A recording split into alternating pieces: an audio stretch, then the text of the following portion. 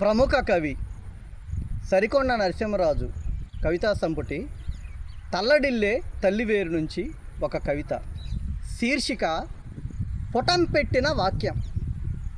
ముఖపుస్తకం గోడ మీద ఎవడ గోడు వాడిదే కదా, పులులెప్పుడు గాండ్రు పెడతాయి, ఓరవలేని గాడిదలు ఒండ్రు పెడతాయి.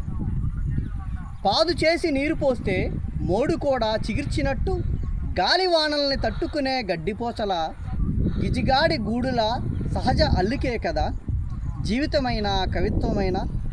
సామాన్యుని వాడలో గుడిసెలకు అల్లుకున్న మల్లెతీగల దోసపాదులా ఉండాలి కదా అక్షరం. ఆ గుడ్డి దీపాల్లో చమురై గుండెల్ని వెలిగించడం కదా, నెరలిచ్చిన నేలను చీల్చుకొచ్చిన మొలకల మోసులెత్తడం కదా, పారే సెలయేరులా పైరుగాలిలా పల్లె పదాలై ఎగిరే పాలపిట్టల పండగ చేయాలి కదా. గాలి అలలపై రెక్కల్లా అల్లార్చుకుంటూ సాగడమే కదా కవిత్వం అంటే.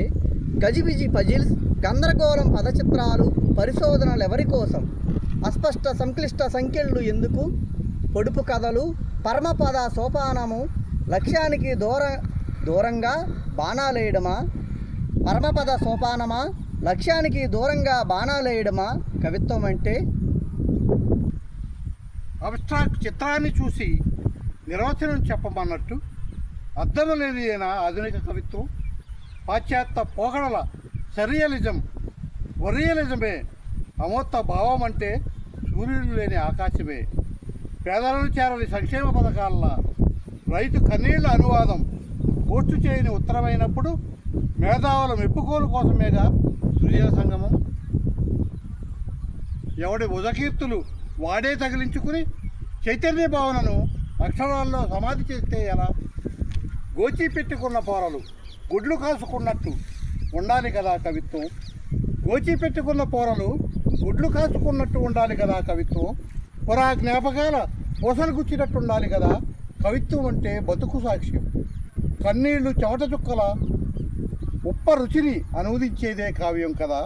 మట్టిపూర పరిమళం కదా సీతాకాకు చిలకలై భుజం మీద వాలడం. పర్వతారోహకుడు శిఖరాగ్రం ఎక్కి జెండా నాటినట్టుండాలి. భవన కార్మికుడు ఇటుక మీద ఇటుక పెట్టి ఇల్లు కట్టినట్టుండాలి. మరి జగన్నాథ్ రథచక్రాలు వెలివాడల జనాన్ని చేరేదెప్పుడు? అక్షరాల వేకువ కత్తులతో చీకటి గుండెలు చీల్చేదెప్పుడు? అక్షరాల వేకువ కత్తులతో చీకటి గుండెలు చీల్చేదెప్పుడు? తెలిసిన సమాధానం చెప్పకపోతే తల వేయి ముక్కలవుతుంది. తెలిసి సమాధానం చెప్పకపోతే తల వేయి ముక్కలవుతుంది. అనాదిగా ఒక అక్షరం ఎన్ని లక్షల పదబంధాల కావ్యాల బతుకు బందయ్యిందో కదా. అనాదిగా ఒక అక్షరం ఎన్ని లక్షల పదబంధాల కావ్యాల బతుకు బందయ్యిందో కదా.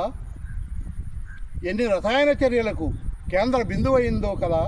పుటం పెట్టిన అగ్ని పునీత వాక్యం, పుటం పెట్టిన అగ్ని పునీత వాక్యం. అయినా వ్యక్తిత్వం లేని కవిత్వం పడవలేని సముద్ర ప్రయాణమే కదా. అందుకే కవి ఒక వాక్యమై పుడు పోసుకునేందుకు ఎన్నో రాత్రులు మరణిస్తూనే ఉంటాడు. అందుకే కవి ఒక వాక్యమై పురుడు పోసుకునేందుకు ఎన్నో రాత్రులు మరణిస్తూనే ఉంటాడు. మీ శిఖాక మీ తంగిరాల సోని.